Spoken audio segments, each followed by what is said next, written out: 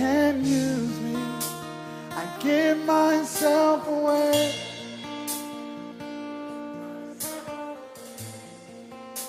I give myself away. Shalom mon frère, shalom ma soeur. Je te remercie pour les 5 minutes que tu m'accordes encore pour que nous continuions notre discussion entamée la dernière fois à propos de la grâce. Nous avions parlé que la grâce est un don gratuit, une donation de Dieu, et cette grâce-là a un nom, c'est Jésus. Dieu nous a donné Jésus, afin que quiconque croit en lui ne périsse point, mais qu'il ait la vie éternelle. C'est tout le message de l'évangile de Jésus-Christ. Et c'est sur ce message que nous partons. Voilà le point. Cette fois-ci, nous allons aborder un autre aspect. Continuer à creuser cet aspect de la grâce. Dans Matthieu 28, versets 18 et 19, la Bible dit que s'étant approché de ses disciples, il leur déclara ceci: toute autorité m'a été donnée dans les cieux et sur la terre. Allez et faites de toutes les nations mes disciples, les baptisant au nom du Père, du Fils et du Saint-Esprit, et les enseignant à observer ses commandements. Et la Bible déclare que Jésus lui-même est avec nous jusqu'à la fin du monde.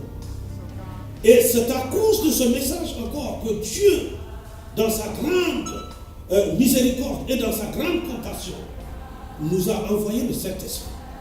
Il a dit à ses disciples: ne quittez pas Jérusalem jusqu'à ce que je vous ai promis. Ce que le Saint-Esprit, promis par le Père, arrive. La Bible dit que lorsqu'il arrivera, il vous couvrira de sa puissance et vous qualifiera pour être mes témoins à Jérusalem, en Judée, en Samarie et jusqu'aux extrémités du monde. La Bible nous souligne par conséquent que la prédication du message de Jésus-Christ ne peut être faite sans le Saint-Esprit. Le Saint-Esprit est le vecteur. Le Saint-Esprit est le propagateur. Le Saint-Esprit est celui qui annonce la parole de notre Seigneur. Le Saint-Esprit est celui qui amène cette grâce, alléluia, jusqu'à son accomplissement. La Bible dit que lorsque le Saint-Esprit est arrivé,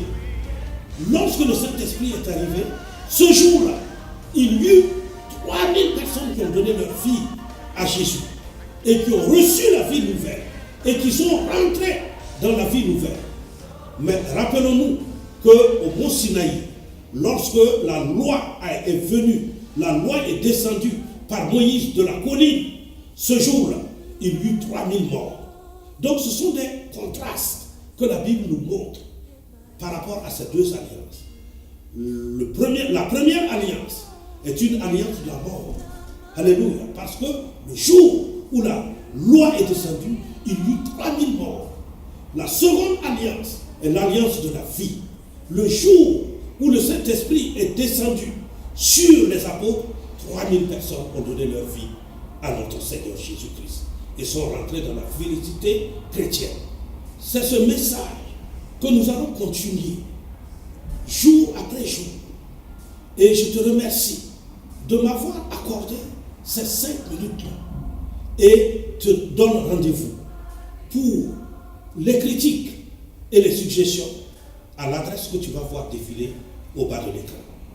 À bientôt mon frère, à bientôt ma soeur, au nom de Jésus-Christ. Amen.